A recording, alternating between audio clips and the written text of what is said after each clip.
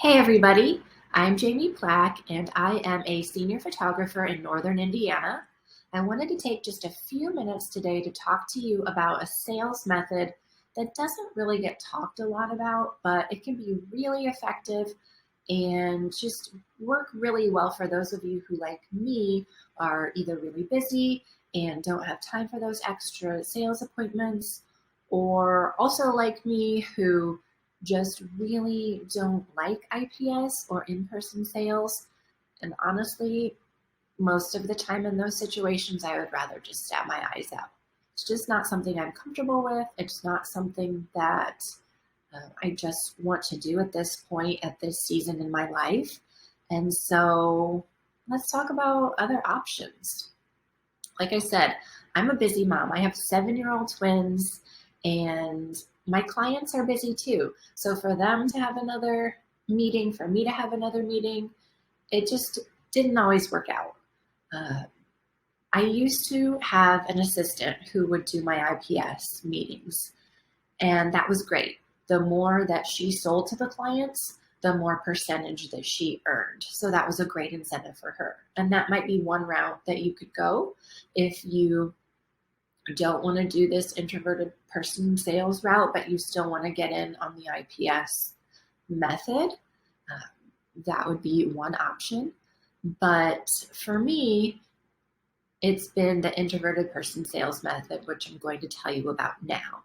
I've switched to online galleries. My clients love it. I love it. It's convenient for both of us, and it saves both of us lots of time.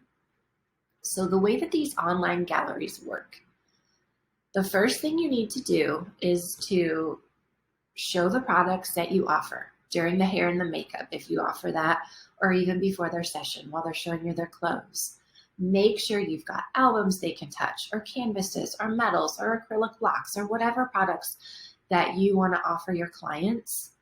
Have those so they can see them. So that way, when it comes time for them to get their online gallery in the comfort of their home, they can go, oh yeah, I remember she told me about this coffee table book and I loved it. It was so heavy and amazing, and I want to make sure I put one of those in my cart. You also want to talk up those products during their session. So as you're out there on location or at the studio and you're shooting, and you just took this gorgeous, maybe horizontal photo, that would be an amazing spread in an album. Or, oh my gosh, can you imagine this photo as a medal? And maybe show them on the back of the camera and just get them thinking, plant those seeds in their mind so that, again, when it comes to their ordering session and they get that proof gallery back in their home, they know and it clicks with them. Oh yeah, that is what I want to do. Second tip, set up an online store with specific price sheets. So I use Pixieset. I use Pixieset for a lot of things, for my galleries, for my website. Just they have a lot of different great options, and a lot of the options are even free, just depending on what level you subscribe. So it was just natural to use their stores as well. But there are a lot of other great options for stores that you can look into. The nice thing about it is you can set up specific price sheets. So say you offer 3 different packages. Then when you send those proof galleries out to your clients, you can designate, okay, they picked package A, so this will be their store. Or they picked package B, this will be their store. And it keeps it super easy so you can designate that for your clients. Third tip, place an expiration date on their galleries to ensure and encourage prompt orders. So that's another thing you can set up when you send them their gallery, whether you choose it to be a week or 10 days or 24 hours or whatever it is that you feel comfortable with. Put that expiration date. That way they know that there is a time frame for getting that order into you. So it's not 6 months later and you're still waiting. One thing you might think about doing as well with the expiration date is once that expiration date passes, take their gallery down. It's not available anymore. And if they want to see that gallery again, they need to pay a fee to put it back up. That's something that you obviously would tell them up front. But again, it's just an incentive to keep them on the ball and to help them make those decisions more quickly. Last tip, and maybe the biggest tip of all, is to set a minimum order amount. Setting a minimum order allows your client to not check out until they have hit that minimum amount.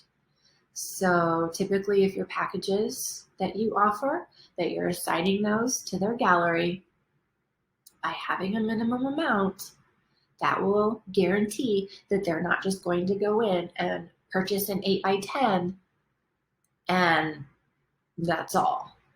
That minimum amount guarantees that you're going to make those sales goals that you wanted to make from the comfort of your home, all automated, which is super nice. Now, obviously, if your clients have questions, they need help, obviously be there for them and help them, walk them through this process, go on a Zoom call if need be. But 9 times out of 10, they do it themselves. They love it. It's convenient. They can do it any time of day. It's also great because they can share it with family and friends, kind of do a collective order that way. Hey, what do you want? What do you want? So one question I do get asked is, does this limit my sales? Yes, it probably does. You're not going to be able to sit there next to them and upsell to them. You're not going to be able to tap into that sentimental, immediate, oh my goodness, I have to purchase if I walk out the door. I'm not going to get it. Some of those IPS tactics. But that's okay. Honestly, 9 times out of 10, my clients purchase higher than the minimum order amount. And by setting your sales goals, you're going to be where you want to be. So while this might not work for everyone, it's great for me in this season of life. And as somebody who in those situations is introverted, it's really worked well. So I know that was a super quick overview, but I just wanted to get that information out there. Please feel free to comment in this post below if you have any questions. You can always email me, send me a message, whatever you want. But I would love to talk more in depth with you if you do have questions on this process and how I can help you grow your business. Thanks, guys.